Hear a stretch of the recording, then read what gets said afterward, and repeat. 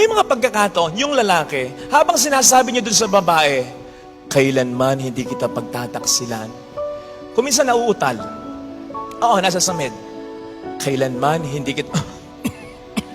o kaya nabibingi, ano nga yung badat? Totoo. Kuminsan, kahit masabi ng diretsyo, kailanman hindi kita magtataksilan. Ang galing. Sa abay, may sisigaw. Woo! Ay, manimata. Ito ito hindi ko gawa-gawa. Kahit yung sinabi ko, hindi ko gawa-gawa yun. Nangyayari yun. Kamakailan, baka nga nanonood sila. Sorry may kinasal kami dyan. Alam naman nila ito, tawa kami ng tawa. Ganyan ang weather ganyan ang panahon. Habang sinasabi ni lalaki dun sa babae, kailanman hindi kita pagtataksilan. Kumulog, kumidlat. Totoo. Tapos si babae, nung yung part na niya ang sinasabi niya, umulan naman ng malakas. Shhh! Ay, ano to? Hindi niyo ba napapansin? Ito, napapansin ko. Dami kong kinasal ng ganito. Habang lumalakad yung babae sa aisle, si lalaki, ganyan, umiiyak.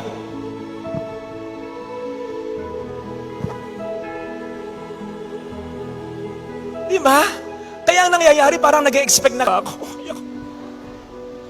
Kung bakit gusto ko magsalita, parang gusto ko sabihin ganito, umiiyak ka ngayon, siya naman ang paiiyakin mo pagdating ng panahon.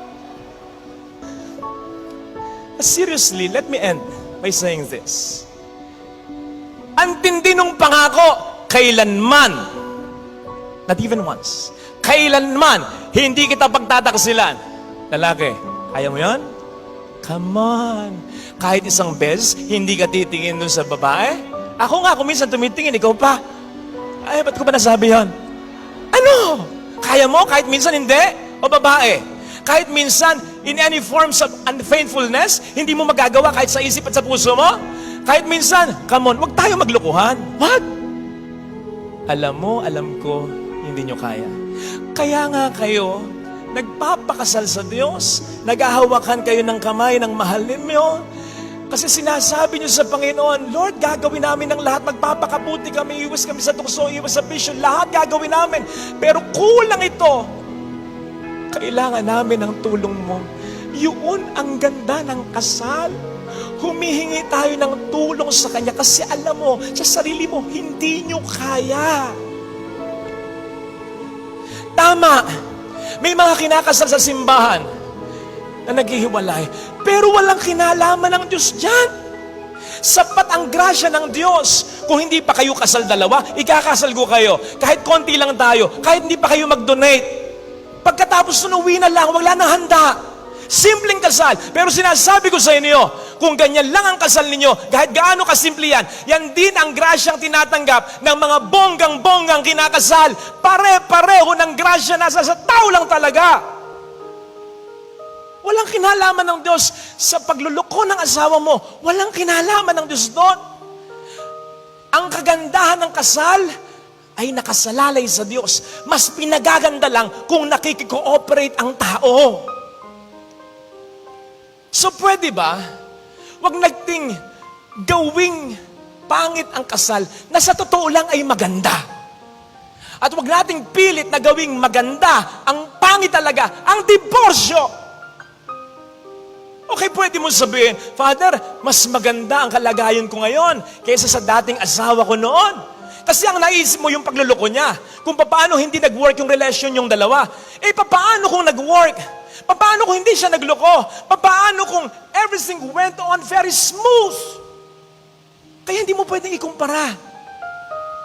At hindi lahat ng nakikipaghiwalay, nagiging maganda rin ang buhay tulad mo. At paano na-consider mo rin ba ang naging kalagayan ng mga anak mo? O magiging kalagayan ng ibang mga anak na maghihiwalay ding mga magulang? Come on, marami yan. Sudlong-sudlong yan. Kaya please, hindi ka naman kinokondem ng Diyos.